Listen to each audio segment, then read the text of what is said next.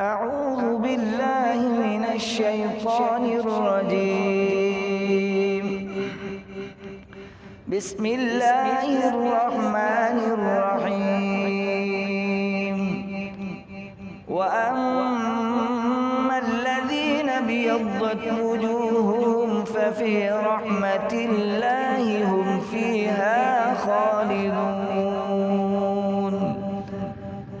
تلك آيات الله نتلوها عليك بالحق وما الله يريد ظلما للعالمين.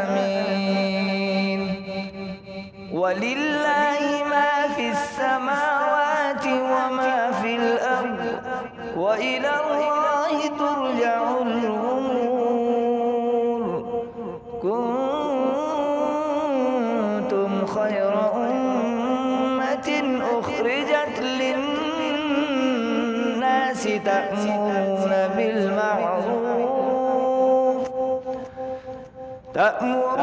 بالمعروف وتنهون عن المنكر وتؤمنون بالله.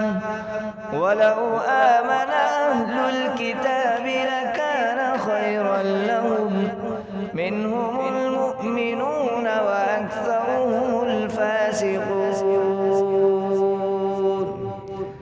لن يضروكم إلا أذى وإن يقاتلوكم